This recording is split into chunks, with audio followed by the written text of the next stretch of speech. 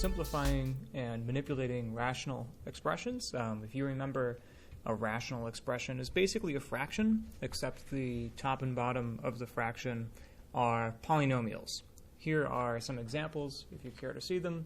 Things like this. If you notice, it's a fraction, but top and bottom, they're both polynomials. Same deal with this one and this one. So that's a rational expression.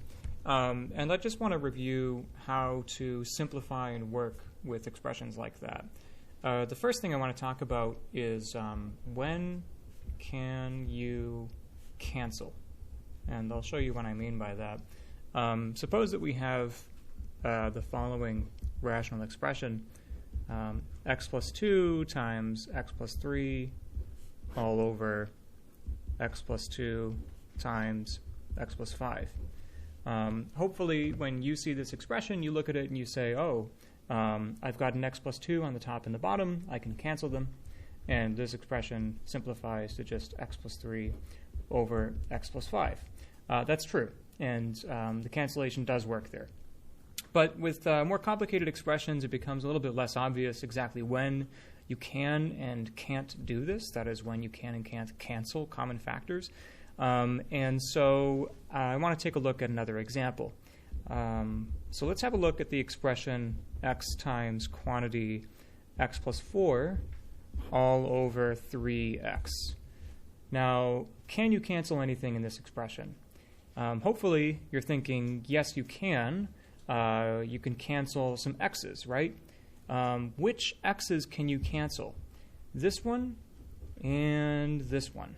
Those are the two x's that can be canceled. So we can cancel those two x's, and what we're left with is the x plus 4 remains in the numerator and just the 3 in the bottom. Now, the question that I want to address is, why is it that you can cancel this x with this one, but not this x with, say, that x? Why is that x not eligible for cancellation? This is something that students sort of don't have a very firm grasp of typically when they take the course. So I just want to give you kind of a general rule for when something actually is eligible or available for cancellation. And the rule is this. A factor can be, or let's say a factor is eligible. The factor is eligible for cancellation only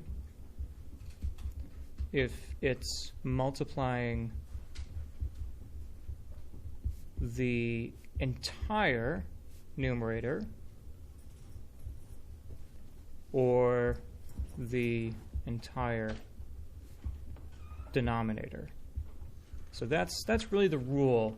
And looking at this example here, we might ask, why is it that this x here that I've circled is not eligible for cancellation? The answer is it doesn't meet this criterion. It's not multiplying the entire rest of the numerator. It's not really multiplying anything.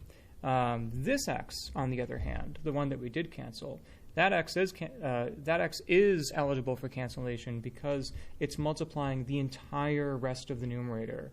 That is the x plus 4. And this x here was also eligible for cancellation because it was multiplying the entire rest of the denominator, namely the 3. So let's consider one more example. How about something like 4x over 3x plus 2? Can we cancel anything here? Well, we have to ask. Of course, you're going to notice that there's an x on the top and an x on the bottom. The question is really just, can you cancel them? Are they eligible for cancellation? Well, this x here actually is eligible for cancellation because it's multiplying the entire rest of the numerator. The only other thing in the numerator is the 4, and this x is multiplying it, so that x is eligible. But this x is not eligible for cancellation because it's not multiplying the entire rest of the denominator. It is doing some multiplication, right? It is multiplying something. It's multiplying the 3. But it's not hitting the rest of the denominator, right? This 2, for example, is not being multiplied by that x. A lot of times students say that, well, this x can't be canceled because it's not a factor. But that's not true. It is a factor. A factor is just something that's multiplying, and this x is definitely multiplying something. It's multiplying the 3. The point is, it's not enough to be a factor. It has to be a factor of the entire denominator. In other words, it's not enough that x be something which is multiplying. It must actually multiply the entire rest of the denominator, which this x is not. Therefore, it's not eligible for cancellation. And in this case, there is nothing to be done. Just can't do it. Okay? So that's a review of cancellation of common factors. And now I want to move on to adding rational expressions. So in order to add rational expressions, I want to take you back to middle school for a second and just sort of remember how adding fractions goes. So suppose that we have something like 5 over 12 plus 7 over 18. If you want to add those two fractions together, you know that you need a common denominator. You might remember that there's kind of this business about finding the least common denominator, which really amounts to finding the least common multiple of the two denominators. In this case, that would be 36. Both 12 and 18 go into 36. So having found that least common multiple, you then sort of ask yourself, how can I turn these denominators into 36? So here, I multiply top and bottom by what in order to get 36? Well, 3, right? That'll give me 15 on top and 36 on the bottom. And then here, to obtain a 36 on the bottom, I need to multiply top and bottom by 2. And that's all well and good, and there's nothing wrong with that.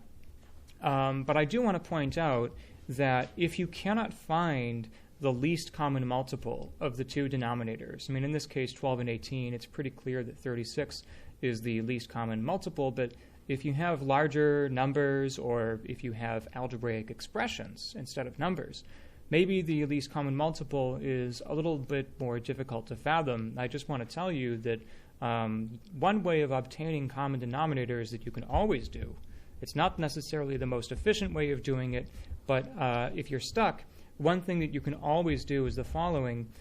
Just multiply top and bottom of this fraction by that denominator and multiply top and bottom of this fraction by that denominator. That's guaranteed to produce common denominators, although you'll wind up with much larger numbers and you're making more work for yourself. I'm just saying that if you can't determine the least common multiple for whatever reason, that is sort of a way out that you can always use.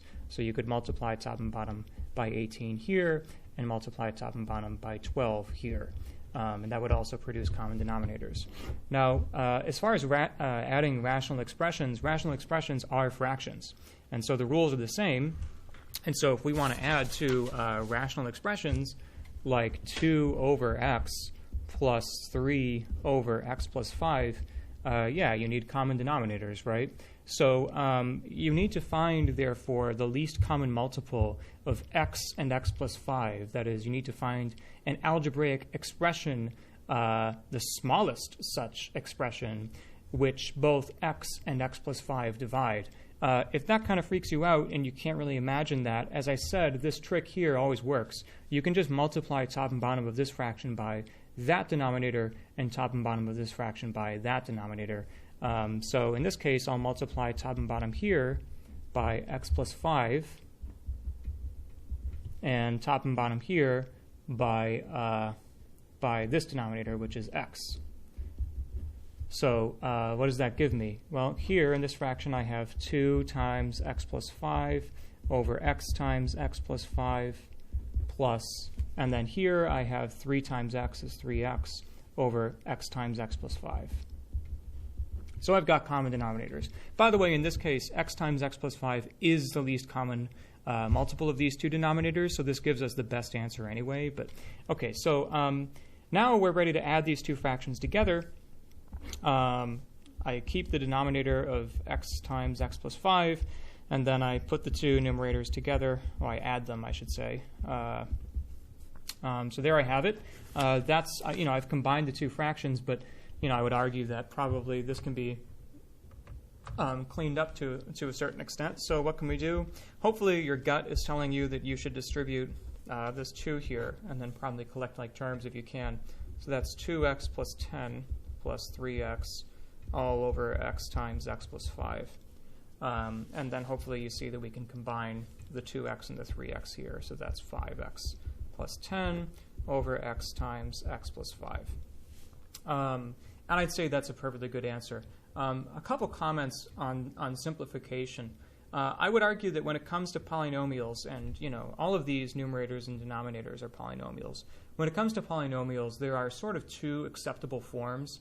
One is what you might call factored form, where the entire expression is totally factored. This denominator is in factored form.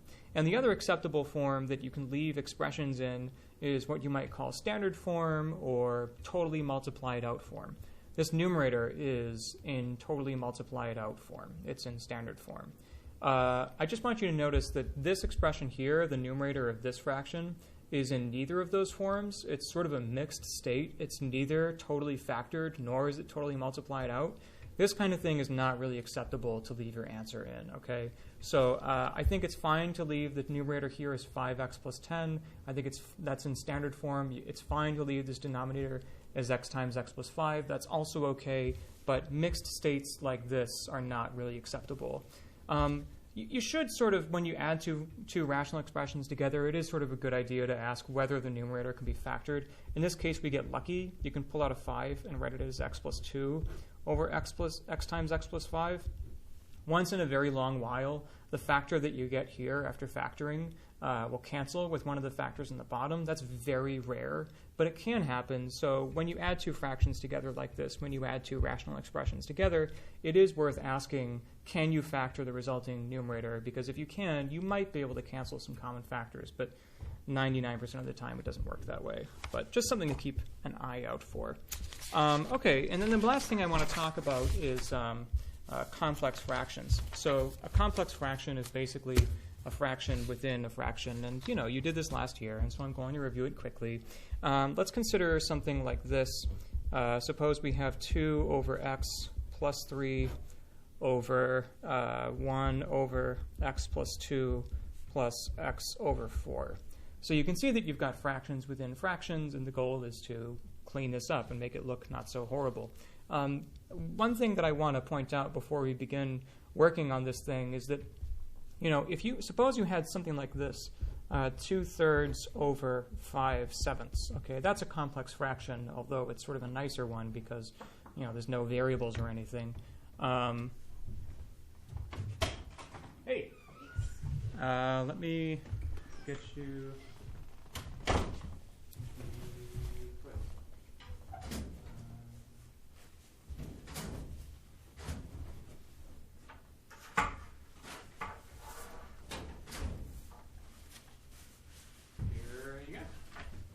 No calculator. I'm recording a video, so I might be talking. If that bothers you, you can work in a math office, which is like right here. You can just sit at the table. Oh, okay. Fine. Might be less noisy. You'll be fine. Okay. You'll just hear me reviewing rational expressions. So this fraction here, it's similar to this one. It's a complex fraction, but it's nicer. Hopefully you remember that with an expression like this, what you can do is keep it, change it, flip it, right? You can take this thing here, and then dividing by a fraction means multiplying by its reciprocal. So you sort of know what to do with this thing. Why can't you do that with this? Like, why can't you keep it, change it, flip it on this? What is fundamentally different between these two expressions? I mean, yes, this one has some x's, but more importantly, the difference is that in this expression here, you have only one single fraction in the numerator and only one single fraction in the denominator. That is what is required in order to keep it, change it, flip it. Single fraction up top, single fraction down below. We don't have that here, right? I mean, as you can see in the denominator, for example, we have one fraction here, and we have another fraction here. That's not a single fraction. So before you can keep it, change it, flip it, you must obtain a single fraction up top and a single fraction down below. So we have to, in other words, combine these two terms here, and we have to combine these two terms here so that we have one fraction up top and one fraction down below. So in order to combine these two terms, well, we have to get common denominators. This thing isn't really a fraction, the 3, but you can imagine that it's a 3 over 1. So in order to get common denominators, I actually don't even have to change this denominator. I can just multiply top and bottom here by x. So I'll do that. So I have 2 over x plus 3x over x. All right? And then down here, in order to get common denominators, I'll multiply top and bottom here by 4, and then top and bottom here by x plus 2. So I have 4 over 4 times x plus 2 plus, and then I'm going to multiply top and bottom here by x plus 2. So that's x times x plus 2 over 4 times x plus 2. Okay, so now I have common denominators here and here, so I'm going to put those fractions together. So I have what? In the numerator I have 2 plus 3x over x, and then in the bottom I have, let's see, 4 plus x times x plus 2 all over 4 times x plus 2. So now we've obtained something sort of in this form here, right? We've got a single fraction up top and a single fraction down below, and only now can we keep it, change it, flip it. So let's go ahead and do that. So keep the top fraction, leave it alone, 2 plus 3x over x, and then we multiply by the reciprocal of this fraction down here, so that's 4 times x plus 2 over 4 plus x times x plus 2. Okay, so now we just have to do some more work. What I would say now is that, this expression here in the second denominator is in one of those mixed states I was talking about earlier. It's not really in factored form, nor is it in standard form. It really should be simplified before we multiply these two fractions. So what am I going to do? I'm going to distribute the x, right, to these two terms. So that's going to give me, so I'm not changing this first fraction. So 2 plus 3x over x times, and then I have 4 times x plus 2 over, let's see, if I distribute the x, I have 4 plus x squared plus 2x. Okay, so now I'm ready to multiply the two fractions. I'm going to multiply this numerator with this one. One thing you have to be careful about is, well, actually, you know what? I think that I would like to distribute this 4 here as well before I multiply. It's not, maybe it's not totally necessary, but, or maybe not. Actually, I think I'll just leave it where it is. So, so we have to multiply this numerator with this numerator here. Remember, that means this entire numerator with this entire numerator. So what I'm going to get is, I'll write the 4 first. So I have 4, I have x plus 2, and then I'm also multiplying by this numerator here. And you've got to put it in parentheses, basically, because remember, you're multiplying this entire numerator with this entire numerator. And to make sure that this expression multiplies all of this expression, the 2 plus 3x must be in parentheses. A similar thing occurs in the bottom. We need to take x and multiply against that entire denominator. It's a common mistake to just have the x multiply the first term of the denominator and then not bother with the rest. But no, x has to multiply all of the denominator here. So I'm going to write x quantity 4 plus x squared plus 2x. Okay. I don't think there's any cancellation that can be done here. This expression can't be factored, so I think that's about all that we can do. So that's going to be my answer there. Okay.